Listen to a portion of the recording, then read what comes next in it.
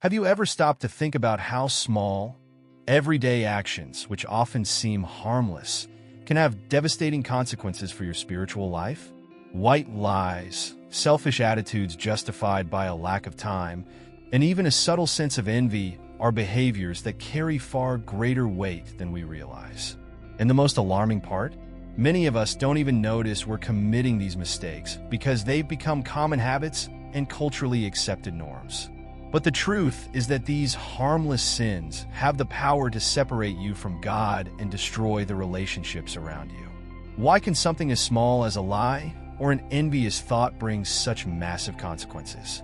And how can we identify these flaws before they cause further harm to our spiritual journey?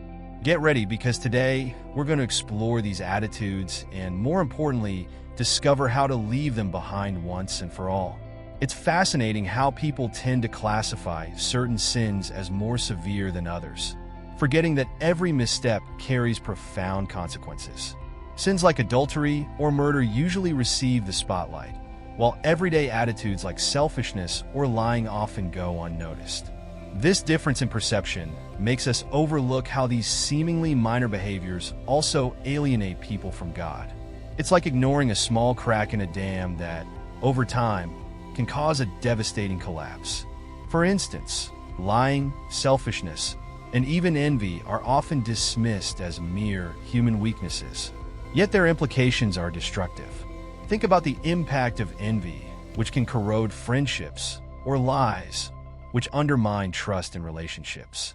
Ignoring these acts, often labeled as little sins, is like underestimating the effects of a slow-acting poison. It works silently, but its damage is inevitable. Interestingly, the repetition and normalization of these attitudes make them even more dangerous. Selfishness, for example, is masked by phrases like focusing on myself, but it reflects a dangerous indifference. When we fail to extend a helping hand to those in need, we contribute to a social disconnection that veers away from the teachings of love and compassion. This individualistic attitude not only displeases God, but directly affects the fabric of human communities. This type of sin mirrors how many settle into a superficial routine without reflecting on the implications of their choices. It is at this point that the need to carefully examine these everyday behaviors becomes evident. Because if even the smallest errors have the power to distance us from God, how can we grow spiritually without acknowledging them? This reflection leads us to delve deeper into one particular sin: lying. Lying is one of the most common deceptions and, paradoxically, one of the most underestimated. Often, it comes disguised as good intentions, such as trying to spare someone's feelings or avoid conflict. However, its consequences can be devastating, both spiritually and in daily life. A classic example is that of Ananias and Sapphira, who decided to hide part of the proceeds from selling their property and lied to Peter. This seemingly harmless decision led to their deaths, as recounted in Scripture, highlighting the impact of such a simple act. In everyday life, lies may take less dramatic forms, but remain equally harmful. Lying at work to justify being late or withholding truths to gain an advantage in a relationship might seem trivial, but it erodes trust and damages genuine connections. Imagine a couple where one partner lies about something minor, like an unreported expense. Over time, these lies accumulate, corroding the foundation of trust that sustains the relationship. Lying, besides damaging human relationships, also affects our connection with God. According to Scripture, God detests lying lips and delights in the truth. Every time we choose deception, we distance ourselves from Him. To prevent this, we need a daily commitment to integrity, starting with small actions like being honest in casual conversations or taking responsibility for our mistakes. Rejecting lies is an ongoing process that requires constant vigilance. After all, truth, although often uncomfortable, brings freedom and reconciliation. Reflecting on the impact of our words helps us build a character more aligned with divine principles. And while we examine lying, another human challenge emerges: selfishness. Selfishness is so deeply rooted in modern society that it is often mistaken for self-sufficiency or independence. However, this mindset is contrary to the principles of generosity and empathy that God teaches us. In the parable of the Good Samaritan, Jesus perfectly illustrates how indifference to another's suffering is a direct reflection of selfishness. While the priest and the Levite passed by the injured man, only the Samaritan, someone scorned by society at the time, showed compassion.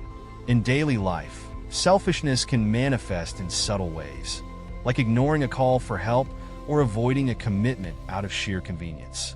Think of how often people justify their behavior with excuses like, "It's not my problem," or "someone else will step in." These rationalizations distance us from opportunities to be instruments of support and transformation in the lives of others. Small gestures, such as offering a meal to a neighbor in need or setting aside time to listen to someone, have the power to change lives. The absence of generosity becomes even more serious when we look at Christ's example, who gave his life for us without hesitation. How can we declare our faith and ignore the needs of others? The Apostle John challenges us to show love through actions, not just words. This means stepping out of our comfort zone and acting with selflessness, even when there's no applause or recognition. This selfish behavior not only displeases God, but also weakens communities, creating a cycle of isolation and emotional detachment. Breaking free from this mentality requires conscious effort. Engaging in community activities, supporting charitable organizations, or simply being present for someone are practical ways to overcome this habit. Just as selfishness drives people apart, another equally corrosive sin challenges the human heart: envy. Envy is a sneaky emotion, often disguised as admiration, but quickly turning into resentment when we compare ourselves to others. This sin is prominently highlighted in the story of Saul and David, where Saul's envy of David's popularity led him down a spiral of hatred and self-destruction. Instead of celebrating the young man's achievements, the king allowed his bitterness to grow, losing his connection with God and, eventually, his reign. In today's world, envy can be just as damaging as it was in the past. Social media, for instance, constantly fuels this feeling by showcasing an edited reality that seems unattainable. A person observing someone else's success may develop resentment instead of feeling inspired. This doesn't just harm interpersonal relationships, it also blinds individuals to their own blessings and opportunities. Constant comparison is one of envy's most potent fuels. Overcoming envy requires intentional effort. Instead of focusing on what's missing, it's crucial to practice gratitude for what you have. A helpful exercise is listing 3 things you're thankful for every day. Additionally, genuinely celebrating the achievements of others, whether it's a friend's new job or a colleague's personal victory, can shift your perspective. Turning envy into healthy admiration fosters more authentic connections and a more fulfilling life. Envy isn't just an emotional obstacle, it's a spiritual barrier that separates us from God. By choosing to walk in the Spirit, as the Apostle Paul teaches, we learn to rejoice in the successes of others instead of coveting what doesn't belong to us. However, just as envy poisons the soul, another dangerous sin, rebellion, also challenges our relationship with God on a deep level. Rebellion is one of the most insidious sins because it often manifests as subtle resistance to divine authority. It is characterized by a refusal to follow God's ways, preferring one's own desires. The prophet Samuel compared rebellion to witchcraft, emphasizing how harmful and offensive it is to God. A striking example is the story of Korah and his followers, who rebelled against Moses in the desert. This act of disobedience led to severe consequences, highlighting the danger of challenging divine instructions. In everyday life, rebellion can be as simple as ignoring a clear directive from Scripture or justifying actions contrary to spiritual principles. How often do people insist on taking shortcuts in life, even knowing these paths contradict God's teachings? For instance, refusing to forgive someone due to pride or neglecting daily prayer out of laziness are quiet forms of rebellion that distance the human heart from the Lord. Rebellion not only creates spiritual separation, but also triggers a cycle of negative consequences in practical life. Think about how decisions rooted in stubbornness often lead to broken relationships, missed opportunities, and a profound sense of emptiness. Breaking this cycle requires humility and a genuine desire to align with divine purposes. This includes adopting daily practices of obedience, such as meditating on Scripture and seeking spiritual guidance. Submitting to God's will is a continuous process that demands surrender and trust. It means believing that His plans are better, even when we don't fully understand them.